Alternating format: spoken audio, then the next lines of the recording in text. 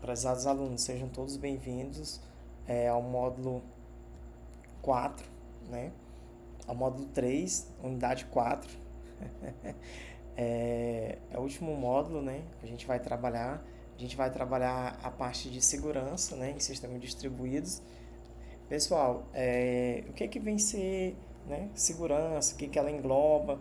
Pessoal, não é muito diferente dos sistemas atualmente não, até nos sistemas que a gente utiliza local, mas claro, com abrangência a sistemas distribuídos, né?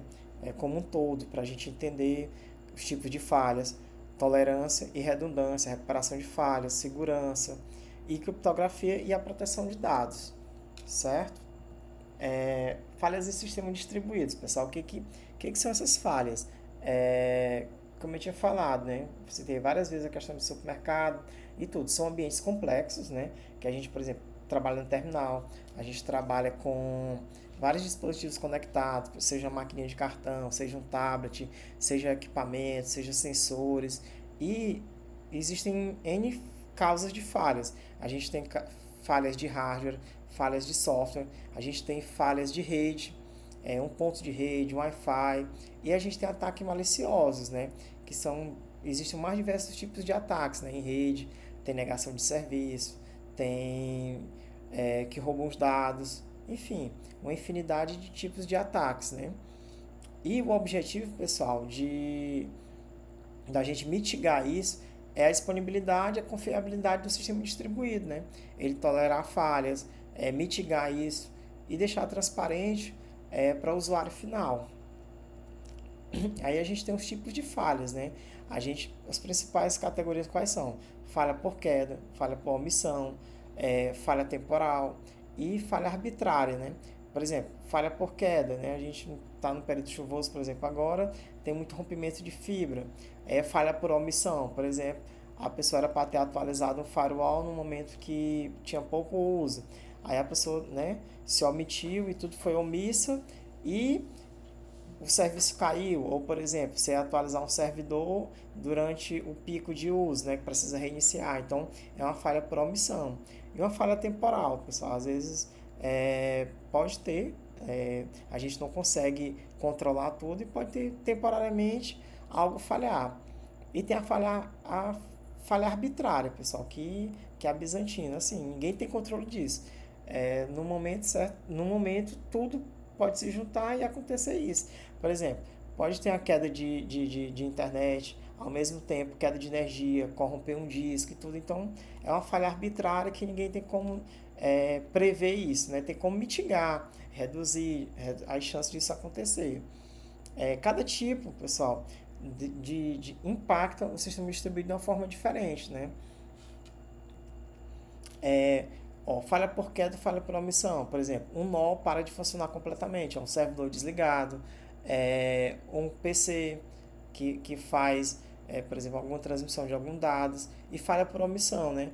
Quando um componente não responde a uma solicitação. Por exemplo, se você deixou de atualizar o firewall, se você deixou de atualizar o sistema operacional do servidor, por exemplo, ele perde a mensagem da rede, né? Ou se você deixou de atualizar um switch, por exemplo, um roteador. E tem falhas temporais e arbitrárias, pessoal. Falha temporal ocorre fora do tempo esperado, né? É um atraso excessivo na rede, às vezes a rede ela fica acumulando muito cache, certo? E, como eu tinha falado, a falha arbitrária, né? Que é a bizantina, que é um comportamento imprevisível, pessoal. Ou incorreto. Por exemplo, um HD ele ficou danificado, leu errado, ou um SSD, né? Tá demorando muito, dá resposta e tudo, e os dados podem se corromper e dar respostas inconsistentes. E a tolerância falha, pessoal, o que vem a ser tolerância falha? É você mitigar, é permitir que os sistemas continuem operando mesmo com falhas, né? Por exemplo, você pode ter a redundância do banco de dados, né? Tem um banco de dados que você faz essa replicação. Lembra lá que tinha replicação pessimista e otimista, né? Então, ele detectou a falha, ele redireciona o tráfego, redireciona a leitura e escrita do banco de dados. As fases principais qual é? Detectar a falha, o confinamento da falha, a recuperação do sistema e continuidade da operação normalmente. E redundância, pessoal, o que vem a ser redundância? Pessoal, redundância é para diminuir os prejuízos e que tudo continue funcionando, né? De forma transparente, que você não perceba tanto. E a gente tem a redundância de hardware e a redundância de software. Redundância de hardware, a gente pode ter os servidores prontos ali para caso caia um, o outro subir e continuar funcionando. E redundância de software, por exemplo, a gente pode ter é, outros bancos de dados, a gente pode ter outro, por exemplo, firewall, standby, que a gente consiga redirecionar um tráfego de rede, fazer o balanceamento de carga, por exemplo.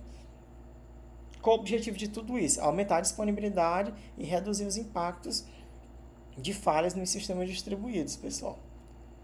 Aqui nós temos recurso de hardware, né? O que consiste o recurso de hardware? Consiste em você duplicar o componente físico, né?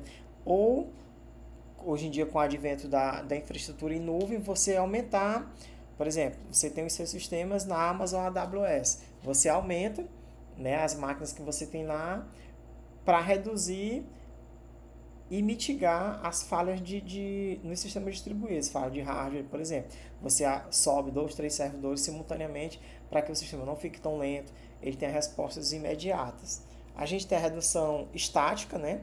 Todos os componentes funcionam simultaneamente, né? Aqui você, hoje em dia, com o advento dos data centers e tudo, assim, energia é escasso, água também é escasso, então não é uma abordagem tão interessante. É mais interessante a abordagem dinâmica, pessoal, que quando ocorre alguma operação, né, a gente tem os servidores de backup, como eu acabei de falar, a gente pode usar da Amazon, né, e automaticamente ela instancia, abre novos servidores disponíveis e assim fica transparente para quem está operando o sistema e quem está mantendo. E redundância de software, né? A gente tem múltiplas versões do software, como eu tinha acabado de falar. Um banco de dados, por exemplo, você pode ter um banco de dados sendo replicado. Se cair um, automaticamente o outro sobe.